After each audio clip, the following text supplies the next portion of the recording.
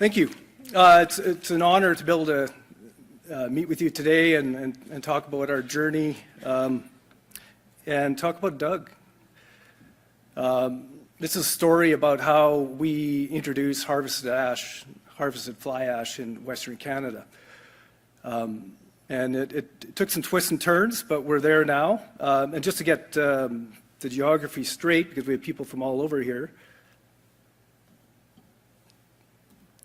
I talk about our plant, our harvesting plant. It's in Alberta, Western Canada, just north of Calgary, between Calgary and Edmonton. This is a picture of the plant. It's been running for 4 years. It's been quite the journey. What we do at this plant is we dig up fly ash and bottom ash from the nearby landfill. In the background, you can see the stacks of the power plant. That's the Battle River Generating Station. And so this plant is situated just adjacent to the old coal mine where all the ash was dumped over the decades. And we were bringing fly ash and bottom ash to this plant, and we prior to this, we were able to market the fly ash out of this Battle River Generating Station and another sister plant that was owned by our parent company, ATCO. And so those were the kind of the easy days when, for decades, we're just essentially driving a truck under a fly ash silo at the power plant and deliver it to the customer. And life was, I guess you can call it good. It was easy for sure. And then came the carbon tax in Canada. We had already, federal government had mandated a retirement by 2030 for all coal-fired power generation. But with the carbon tax coming in, and I think it started at around $25 a ton and went up rapidly every year after, it really changed the economics of burning coal to generate power. And so much so that our parent company, ATCO, made a decision, not only for economic reasons, but also to do the proper green thing, is to convert these power plants from coal-fired to gas, which was the right decision. And I think that conversion happened around 2019, 2020. So good for our parent company, but where does it leave Ashcore? We were enjoying that simple good life of driving trucks under the silo, and now that fly ash was going to disappear very, very quickly too. So we had a choice to make, and the choice was either we wind down the business or we innovate, and we chose the latter. So our plant, on paper, is pretty simple, but essentially what we do is we transport the harvested ash from the pit, put it through a plant where it's dried, and then put through a milling circuit. An important feature is that the fly ash particles do not see the grinding effort. That's dedicated to the bottom ash, which is coarser, and so you can get that fine grind. And with the grinding of the fly ash, bottom ash, you get the reactivity. And while we preserve the spherical shapes of the ball, like the ball bearing effect you get with fly ash particles, that's all preserved through this process. So it's a zero waste process, and I'm going to talk a bit more about the fly ash bottom ash difference because it's important to this story. In a power plant, there's one source of coal usually, and it goes through the boiler and is burned.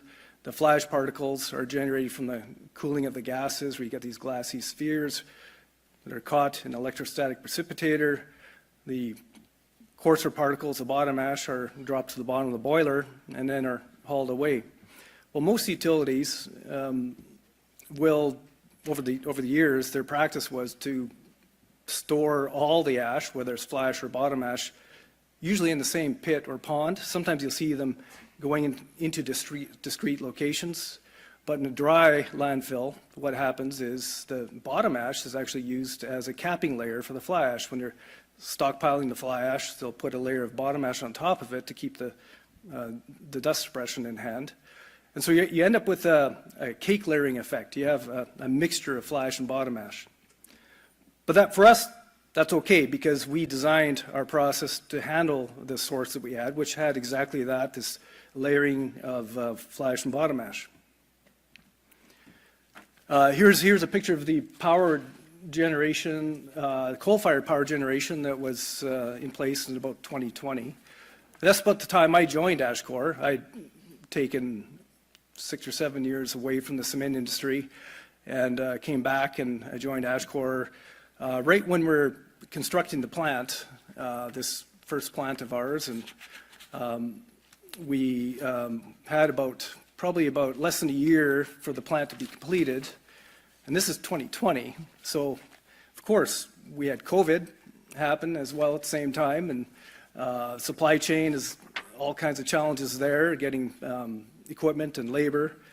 But we were confident we got through the COVID piece, and we're confident that we'd soon have a solution for this, what was about to happen, which was a rapid decline in the power generation, coal-fired power generation in Alberta. That chart is from a report I put together in 2020 that showed the coal-fired generation capacity dropping very, very, very quickly. And for Western Canada, especially Alberta, this is a real problem, because fly ash was our solution. Fly ash and good quality F-ash, which was really great at mitigating sulfate attack and alkali silica reactivity. And in Alberta, we have both of them, especially sulfates. So there was no real quick and easy economic solution to replace this, other than looking at what we were doing, harvesting. So we thought we had the plan. Everything was looking good, and I felt pretty good about our position, what we were going to do. And meanwhile, down in the United States, similar concerns. Fly ash supply was becoming a challenge. And I remember you could see, Concrete Products magazine, some articles talking about, life after fly ash, and that was kind of the sentiment in the market. This is going to drop, and this chart shows the decline in fly ash supply in the United States over the last while. And I think in many ways the industry kind of gave up on fly ash, because it's just a matter of time, and it's going to be no longer available. Yet in the United States, we have probably 2 billion tons of fly ash in the ground over about 700 different locations. And in Alberta, we have tens of millions of tons. We have millions of tons at our site alone. So there's a lot of it in the ground. So it just makes sense to look at harvesting that ash and selling it. And the value proposition is pretty sound. It's a reliable and economic solution to this shortage. It's abundant. It's everywhere. Well, not everywhere. Like, you're not going to get it maybe in California and some of the western states, but it's found around most of the world. Technically, it's well understood. The engineering community is very familiar with fly ash and what it does in concrete. We're not introducing something new. It's actually well understood and accepted. And I think pretty important these days, it's domestic. We don't have to import it from offshore. It's right here. It's also a no-brainer way to get the clinker content down, like we've been talking about. And at the same time, while we do this, we are cleaning up the ground. We're getting the ash out of the ground and putting it into concrete where it belongs, encapsulated in concrete. So I was feeling pretty good about our plan and where we're going in Alberta, and there were a couple of other companies with similar plans to ours. This is probably within the first week of me joining AshCore. I thought, well, I better look at the CSA, see what it says. Got a bit of a problem here, because the CSA did not recognize harvested fly ash. In fact, it called out ground bottom ash as not being part of this standard. Had a bit of a freak out, kind of panicked a little bit, because our plant was going to be built in probably 9 months, 10 months from then. So like others, what do? Call Mr. Hooton here, Dr. Hooton, and he grabbed his red phone and answered my call. like he's done so often with so many people. It's a constant theme here.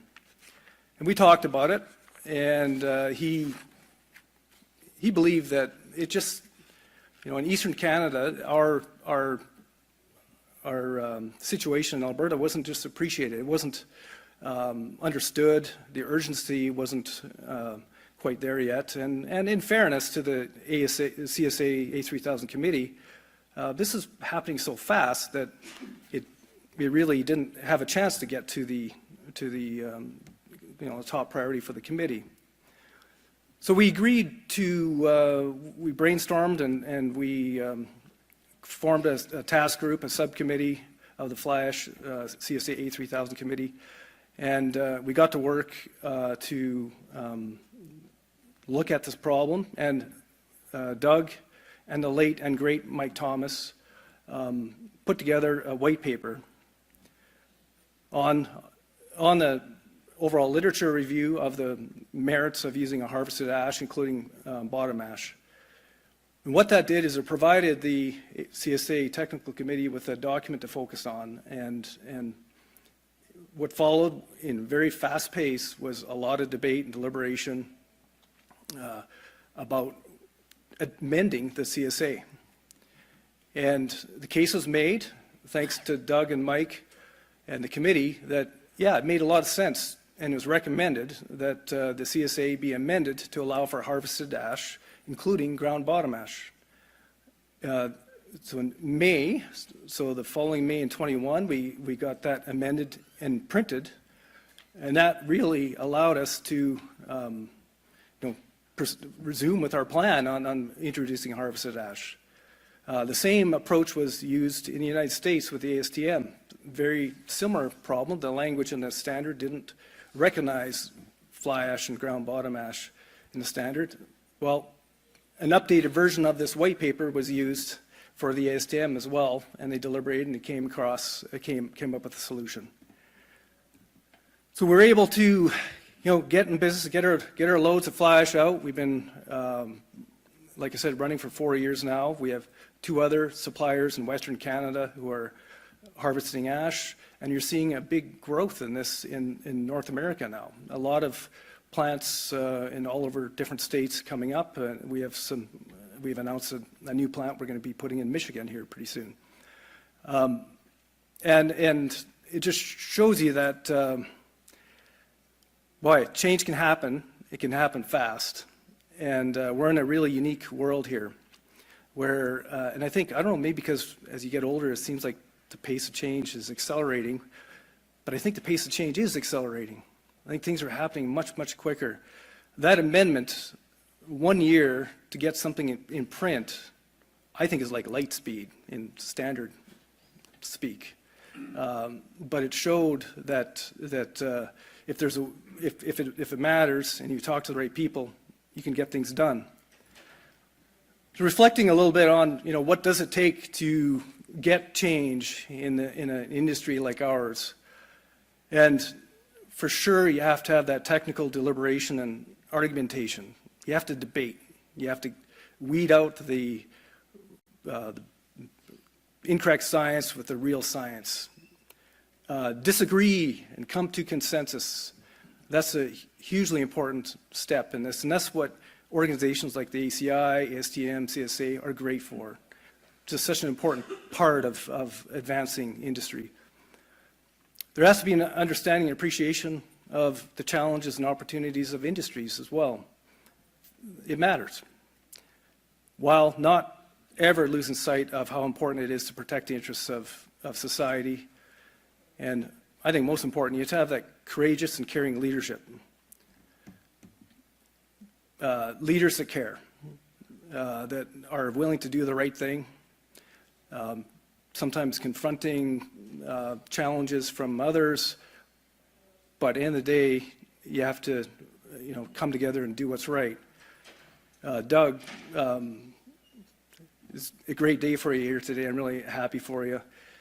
You think about the contributions you've been making, you have made in your career, and really the impact is immeasurable. Thank you.